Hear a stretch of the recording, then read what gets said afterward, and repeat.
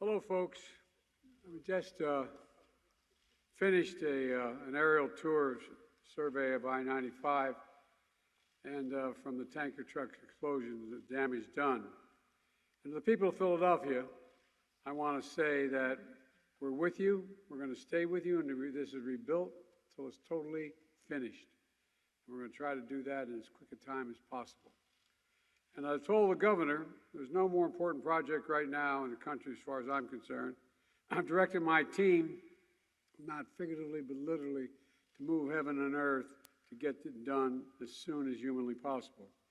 So since Sunday morning, we've worked closely with Governor Shapiro, Senators Casey and Fetterman, and Representative Boyle, it's his district, and Mayor Kenney to provide the necessary federal assistance to support an all-hands-on-deck response to this crisis.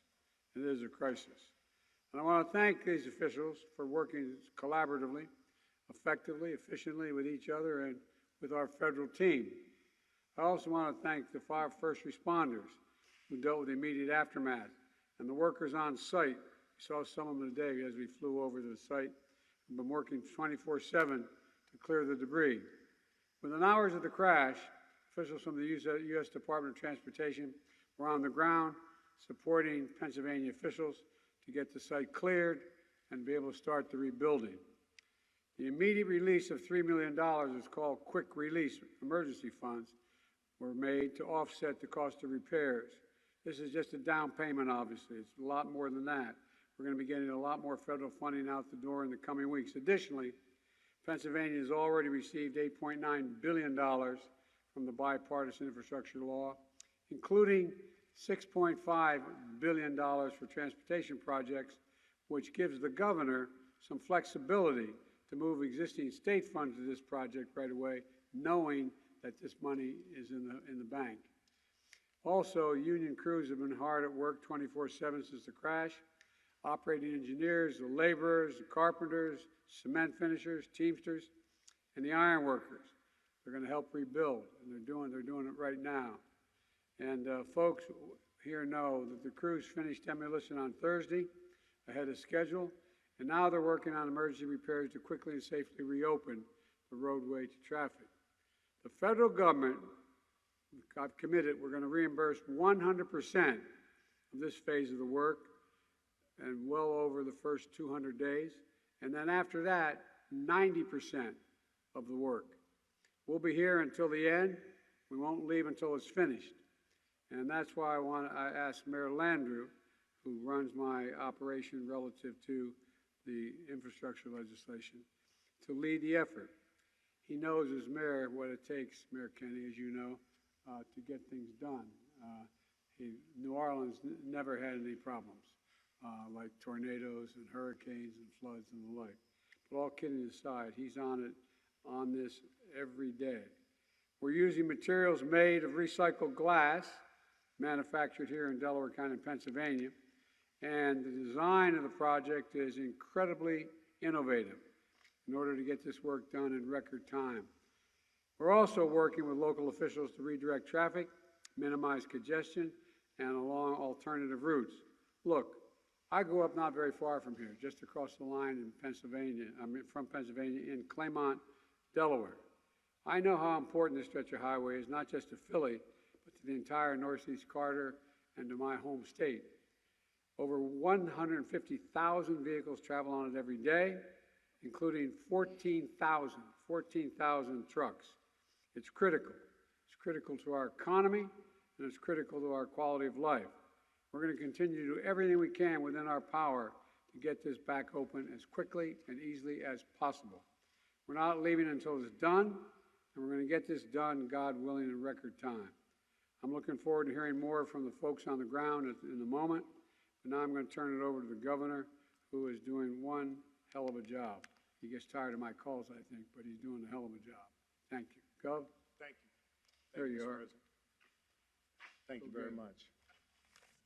Thank you very much, Mr. President, and thank you for being here and making it a priority to be with us today. I've remarked many times that this is an all-hands-on-deck approach. Local government, under Mayor Kenney's leadership, our state government, and our federal partners working together to get I-95 reopened. I need you to know that in the first hours after the bridge collapsed, after this tragedy in our community, President Biden and the White House were on the phone to us saying, "What do you need? We are here for you." You heard the President outline the resources that are going to come to the Commonwealth of Pennsylvania to rebuild this critical artery. It's not just the resources, though, that the President has delivered. He's helped us cut through the red tape. He, together with Administrator Batt, Mayor Landrieu, have provided incredible leadership. And so, Mr. President, I want to say thank you for making us a priority, and thank you for delivering for the good people of Philadelphia, Pennsylvania, and this nation. We appreciate you so very much. The President correctly talked about all the different teammates we have in this process. And I need to say a special word about the men and women of organized labor who are rebuilding this roadway. The Philadelphia building trades, all of our union tradesmen and women, are doing an unbelievable job. Mr. President, in a moment, you're going to meet Gregory. He's with Local 542. He's an operator. Gregory just got off his shift, and instead of going home to sleep, Mr. President, he came here to see you and talk about the work that he and his colleagues are doing. These are special people working their tails off, and Mr. President, they are working 24/7, literally around the clock. They're working together with my team at PennDOT, led by Secretary Mike Carroll, who's doing an incredible job. You know, Mr. President, Secretary Carroll's got a real nice office in Harrisburg, but he has not left his post here in Northeast Philadelphia overseeing this work. And Mr. Secretary, we appreciate your incredible work. And we all owe a debt of gratitude to our first responders, Philadelphia Fire, our state police, our Philadelphia police, everyone in law enforcement, together with PEMA, represented here by Randy Padfield, my director of PEMA, and our state police, represented by Colonel Paris, who's with us. Our first responders have been truly awesome. I hope this tragedy has shown everyone that Pennsylvania can do big things, and that we are tested, we are able to meet this moment. And to me, this reconstruction on 95 is a great example of what's great about Pennsylvania. Our innovation meets our grit, and we work together to get this done. I also sense, even if you're not out doing the work of our tradespeople on the road, we're doing the hard work in our federal government or our state government. Folks here in Philly have a real renewed sense of civic pride through this project. Hell, they were watching a live stream at Xfinity Live last night while they're eating 95-cent wings. There's something special happening in our community, people coming together. Now, don't get me wrong, I know that motorists are hurting and business owners are hurting, but right now this community is coming together and lifting up those workers and making sure that they know we are supporting them. Folks, I can now talk a little bit more about the progress that we're making. And I can tell you now, I can state with confidence, that we will have I-95 reopened within the next 2 weeks. We are going to get traffic moving again, thanks to the extraordinary work that is going on here by these union trades workers. Mr. President, Senator Casey, Senator Fetterman, Congressman Boyle, we are so grateful for the incredible support that the federal government has provided us. We're proud to be your partners. We're proud to be on the same team with you.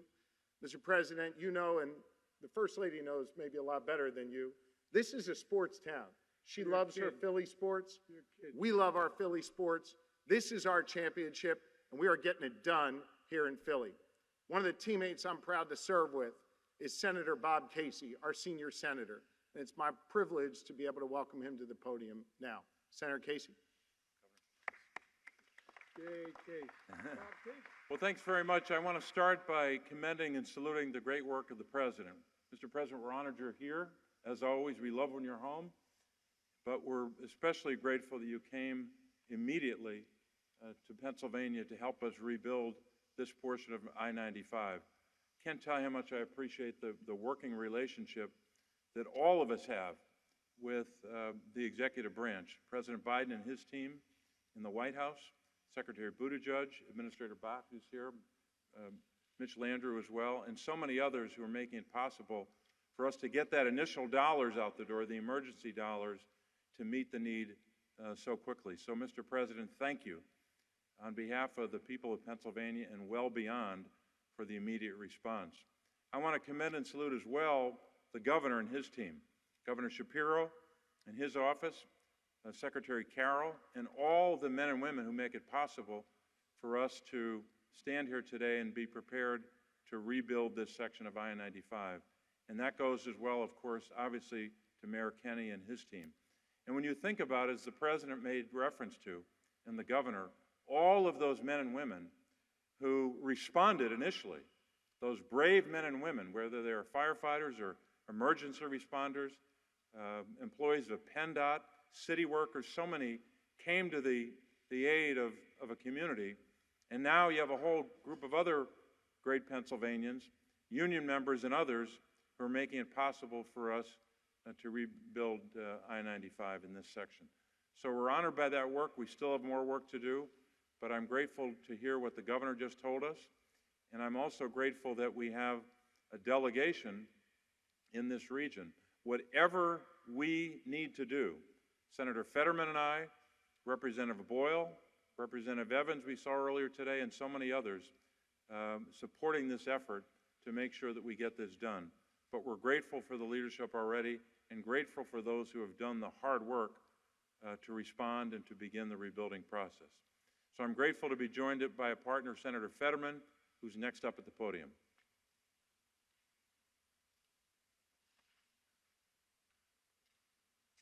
Mr. President, a little over a year ago, the President and I were standing right next to each other at a collapsed bridge in western Pennsylvania, a bridge that I drove over just the night before with my young son.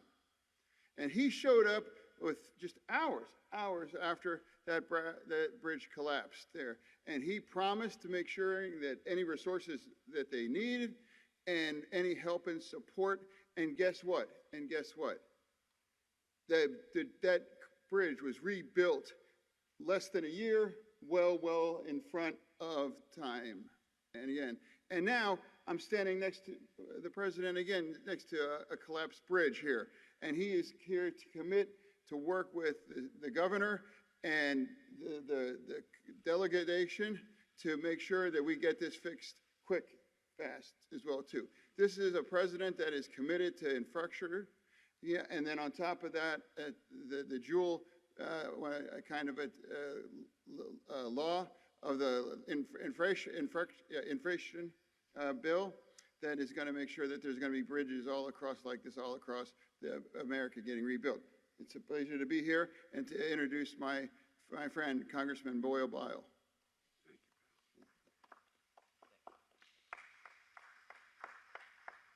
Well, thank you. I'm Congressman Brendan Boyle, but the main reason why I'm here, forget that I'm Congressman. More importantly, I am a Northeast Philadelphia resident and a daily commuter on that section of I-95. So you better believe how much I care about this infrastructure project and getting this reopened as quickly as possible. Mr. President, I just want to say thank you. That very early Sunday morning, my first phone call was to the White House. Mr. President, when we spoke on the phone earlier this week, and you pledged to me that this was your single most important infrastructure project right now, getting this rebuilt, that means the world to me and the millions of us who live in Philadelphia or the surrounding area. In my lifetime, I have never seen a president more engaged or in this city and area more often than President Joe Biden. So thank you. And Josh, I just want to say my second call, right after talking to the White House, my second call was to you. The work that you have done, your team, Mike Carroll, my former colleague, so many others, has really been remarkable. This is, as Josh mentioned, a great example of all hands on deck. Federal, state, and local officials working together. Mayor Jim Kenney, you've probably been to the site more than almost anyone, and I want to thank you and everyone involved with the city for your effort as well. You know, this is even bigger, though, than just repairing a critical part of I-95.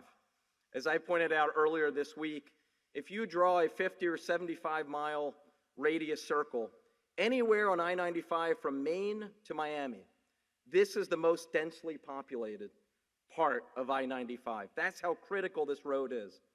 But as critical as it may be, there's something even bigger at play. There is a cynicism that many of us have to fight in Washington day in and day out. Those who propagate a view that government can't do things, can't achieve big things. We're going to prove them wrong. Thank goodness we proved them wrong last term by passing and you signing the bipartisan infrastructure bill so that we have the resources to be able to meet and tackle this challenge. We're going to prove them wrong again by rebuilding, as Josh said, this road faster than any other similar collapse that we've seen in the country. That is the way we get people believing back in their government again. And with that, it is my honor to bring up the mayor of this great city of Philadelphia, Jim Kenney. Thank you, Congressman. I've been in public office and elected office since 1992, and I've been through 5 presidents, including this one. I was at an anti-violence press conference the other day, and my phone kept ringing with a 202 area code, and I thought it was spam or something. And one of my deputy mayors called me and said, "Would you please answer the phone?" I said, "Why?" He said, "Because the president's calling you." He called me. I didn't call him. He called us. He called us about this, and he was always there through the hard times of the pandemic, of the testing, of the vaccine, of the lost revenue. We would not be the city we are right now without this man here. And I know he lives close. I know he's from Delaware, and he's considered himself almost a citizen here. But the President of the United States called me to see what he could do to help us. And that says all you need to know about this president and this man here. So thank you very much, Mr. President. We really appreciate it, and we love you. Thank you. I might add, if I didn't, I'd be sleeping alone. You have to explain, I better explain that. Some don't know what I'm talking about. My wife's a Philly girl. All right, where are we going? We're heading this way first. All right, we're going to go over and get the briefing. Mr. President, you know, Shailen Batt, FHA. Yep. We're coming right over here, you guys. Are you on it? Over here? Yep. So, Mr. President, you remember you told us that we were going to rebuild the backbone of the country.